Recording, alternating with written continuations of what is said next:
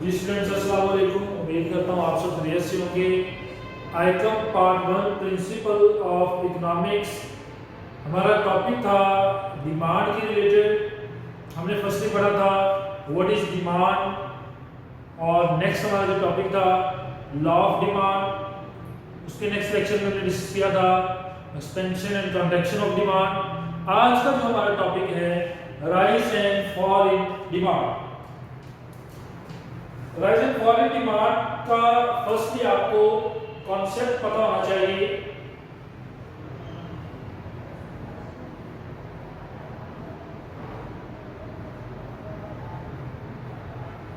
Rise and fall in demand क्या है? Rise बढ़ना और फॉल गिरना। फर्स्टली तो आपको ये दो लॉजिक पता होना चाहिए कि हम कर क्या रहे हैं। और डिमांड में desire to purchase with purchasing power,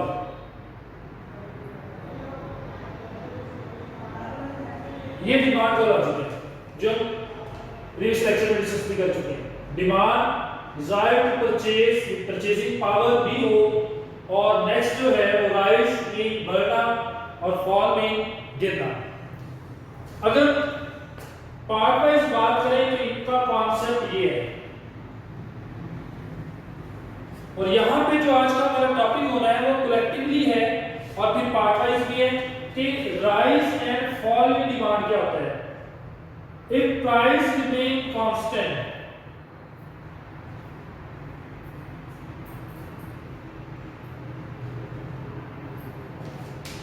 price remain constant but quantity demand increase or decrease due to some other causes or factor,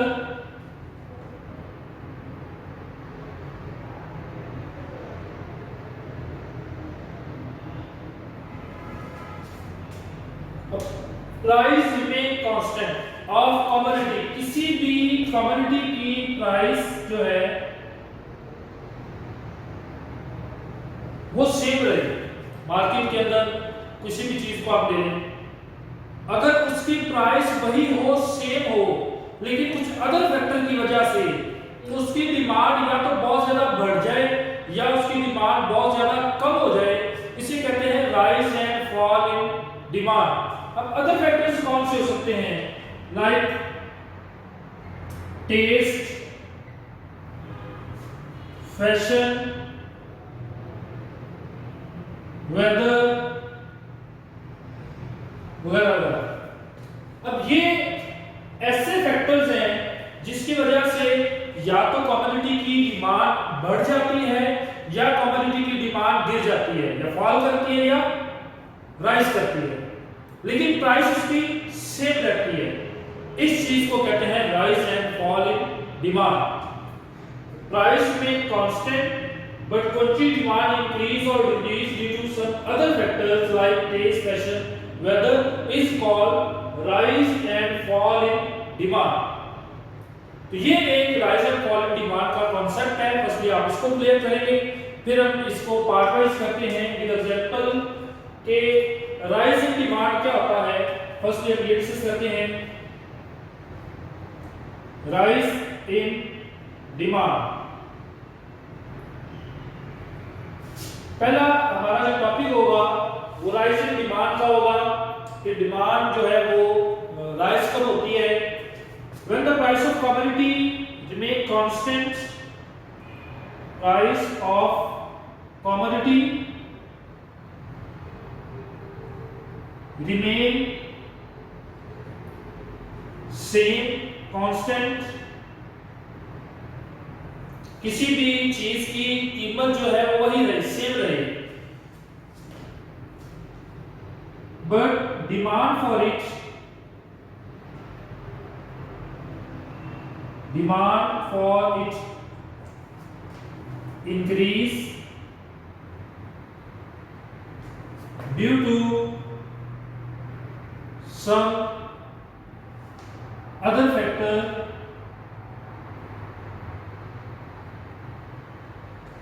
is called rise in demand। ये हमने सिंपली जो मेंशन किया है वो सिर्फ राइज इन डिमांड को separate करके mention कर दिया है कि जब किसी भी चीज की कीमत तो वही रहे लेकिन उसकी डिमांड बढ़ जाए, उसको हम क्या कहते हैं, rise in demand. By diagram अगर हम इसको एक्सप्लेन करें कि कीमत बढ़ रही है, सॉरी कीमत सेम है लेकिन उसकी डिमांड बढ़ रही है, अदर जो फैक्टर्स हैं वो कौन कौन से हो सकते हैं? अदर फैक्टर्स में एक आदमी की इनकम भी हो सकती है। इनकम अगर बढ़ रही है तो वो घर का खान पीन बढ़ा सकते हैं।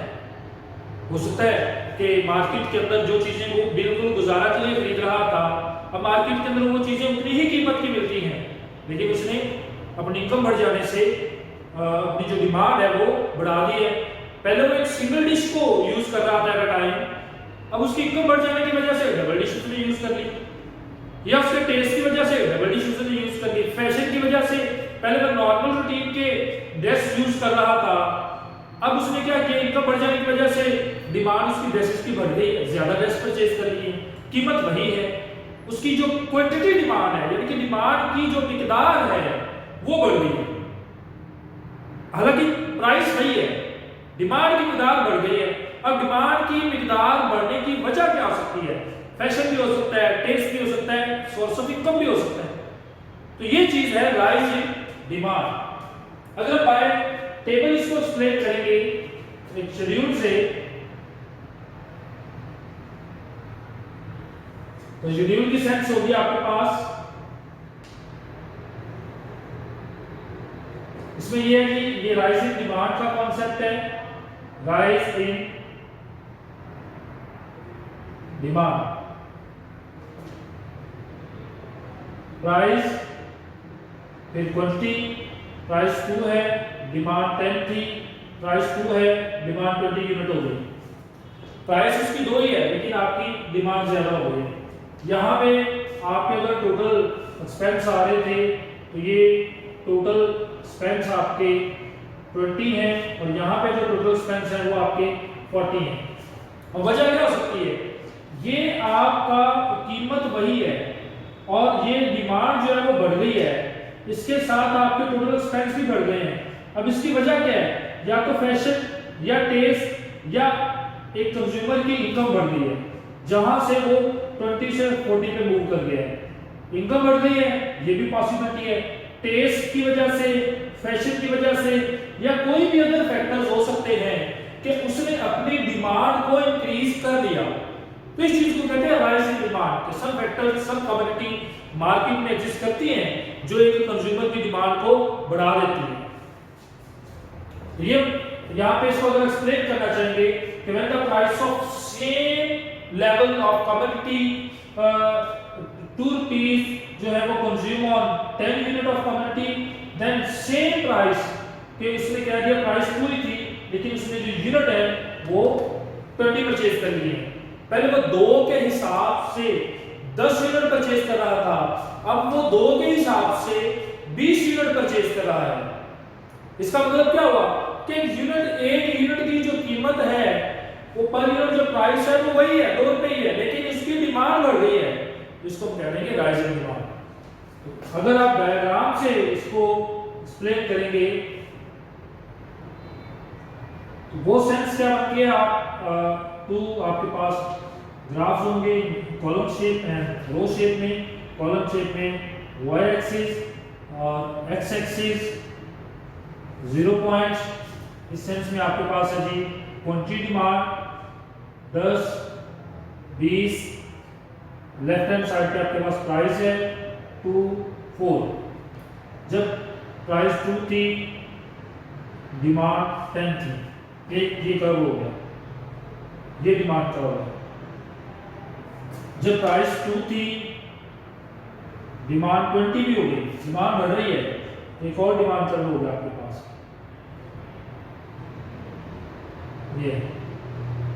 ये आप यहाँ से इस सेंस में देखें तो डिमांड जो है वो उसकी इंक्रीज हो गई है। इसको कहते हैं rise in demand, left to right जो है वो डिमांड कर्व जा रहा है। तो ये आपके सामने था राइज इन डिमांड, इंसान की, कंज्यूमर की जो प्राइस है मार्केट के अंदर किसी भी बेसिक नीड्स की कम्युनिटी के मुताबिक, अब टेबल से एक्सप्लेन हो रहा है, ये आपके पास ग्राफ में एक्सप्लेन हो। एक और भी कंडीशंस है, ये कंडीशन तो थी कि प्राइस जो है वो सेम थी, डिमांड बढ़ गई थी, लेकिन एक और कंडीशन है उसको भी आप देख लें कि सब टाइम ये होता है कि मार्केट के अंदर एक क्वांटिटी है जिसकी पर यूनिट प्राइस है 2 और जो डिमांड है वो कितनी है 10, और प्राइस बढ़कर 4 हो गई, डिमांड उसकी 10 है। ये दूसरी सेंस है कि एक चीज की कीमत 2 रुपए थी तो हमने 10 यूनिट परचेज किए, फिर उसी चीज की कीमत बढ़ के 4 रुपए हो गई लेकिन हमने यूनिट 10 ही परचेज किए। इसको भी कहते हैं राइज इन डिमांड, कि डिमांड जो है वो बढ़ रही है। राइज इन डिमांड कैसे बढ़ रही है कि उस चीज की वैल्यू ज्यादा है, उसकी चीज की जरूरत ज्यादा है। जैसे अगर हम फ्लोर की बात करें, आटा हमने खरीदना है अपनी जरूरत के मुताबिक, अगर वो महंगा भी हो जाएगा तो उसकी डिमांड बढ़ती ही जाएगी, उसकी डिमांड कम नहीं होगी क्योंकि वो हमारा बेसिक नीड है। तो ये भी राइज इन डिमांड को शो करता है कि यहाँ पे तो जब प्रीवियस स्केड्यूल की फर्स्ट बात करें तो यहाँ पे ये था ना कि प्राइस सेम थी, डिमांड बढ़ गई थी, तो इसको भी राइज इन डिमांड कहते हैं। और यहाँ पे ये है कि किसी चीज की कीमत बढ़ रही है लेकिन डिमांड वही है, इसको भी डिमांड का बढ़ना कहते हैं। क्योंकि नॉर्मल रूटीन में आपने देखा था कि लॉ ऑफ डिमांड जो है, लॉ ऑफ डिमांड कहता है कि जब किसी चीज की कीमत बढ़ती है तो उसकी डिमांड कम हो जाती है। ये लॉ ऑफ डिमांड कहता है कि जब किसी चीज की कीमत बढ़ती है तो डिमांड जो है वो कम हो जाती है। जैसे 2 रुपए में 10 यूनिट थे, कीमत बढ़ के 4 रुपए हो गई तो डिमांड गिर के 8 पे आ गई। ये लॉ ऑफ डिमांड कहता है। लेकिन राइज इन डिमांड क्या कहता है? राइज इन डिमांड ये कहता है कि कीमत बढ़ जाने से भी डिमांड के ऊपर कोई फर्क नहीं पड़ता। इट्स मींस की वैल्यू, उसकी डिमांड जो मार्केट में एग्जिस्ट करती है अकॉर्डिंग कंज्यूमर, इसको भी राइज इन डिमांड कहते हैं। अब इसका अगर हम एक आपके सामने मेंशन करेंगे ग्राफ, जो सेकंड राइज इन डिमांड के मुताबिक एक लॉजिक होता है, फर्स्टली है जिसमें आपने कीमत सेम रखनी है, डिमांड बढ़ानी है। एक सेकंडली है जिसमें आप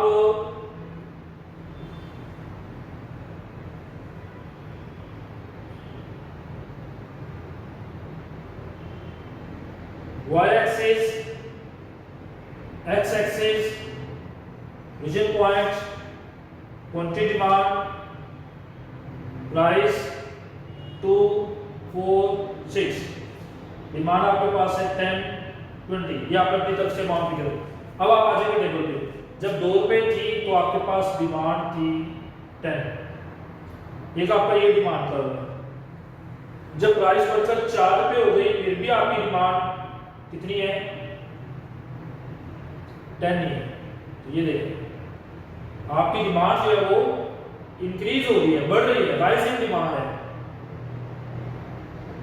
आपको कर्व जो है वो लेफ्ट टू राइट बढ़ रहा है।